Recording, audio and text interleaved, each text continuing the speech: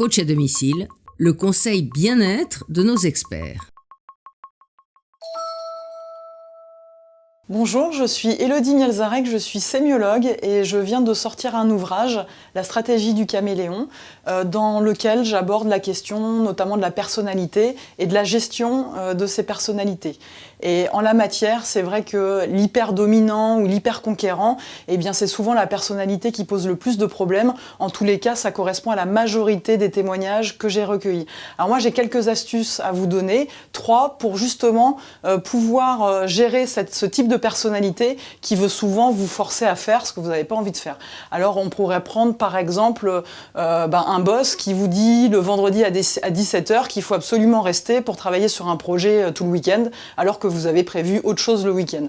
Donc la première astuce surtout, je sais que c'est pas facile, mais il faut s'y tenir, on ne se justifie pas. C'est-à-dire qu'à partir du moment où vous commencez à rentrer dans une justification de non, je ne peux pas car ce week-end j'ai prévu tatati tatata, non, je peux pas parce que je dois garder mes enfants, non, je peux pas parce que j'ai l'anniversaire d'un ami, etc. Ça y est, vous avez perdu, parce que plus vous donnez de la justification, plus c'est de la matière pour le dominant et le conquérant. Donc en définitive, vous ne faites qu'apporter de l'eau à son moulin. Donc surtout, on ne se justifie pas. Deuxième astuce, justement, on regarde la personne avec des yeux de poisson mort. C'est-à-dire que la personne, elle va arriver généralement en hyper-conquérance, donc assez dynamique, à vouloir imposer son point de vue. Et bien là, on va regarder de manière très neutre. Alors quand je dis avec des yeux de poisson mort, ça veut dire en fixant la personne, et non pas avec le menton relevé qui peut être pris comme du défi, ou même en souriant, ça peut être aussi pris comme du défi.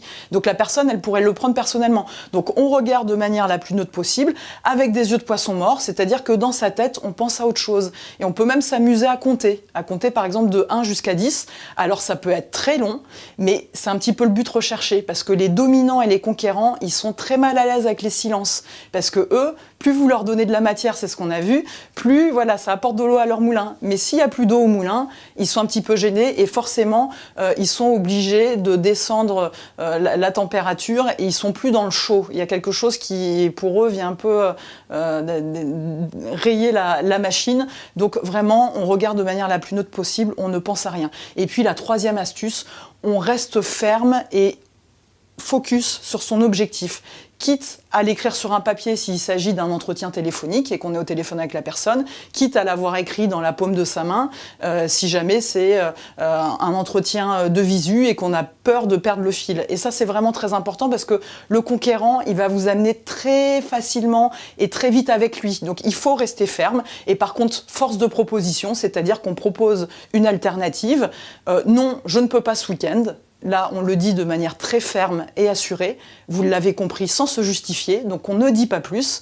En revanche, on propose une alternative, mais je peux venir plutôt le lundi matin si ça arrange. Donc voilà, les 3 astuces qui sont très importantes vraiment pour gérer le conquérant. On ne justifie pas, on ne se justifie pas, on regarde avec des yeux de poisson mort et on reste focus sur son objectif tout en proposant une alternative. Voilà, j'espère que ça va vous aider. Je pense que oui, parce que voilà, des conquérants et des dominants au sein des entreprises et pas que, il y en a pléthore. Merci. À bientôt sur le HuffPost.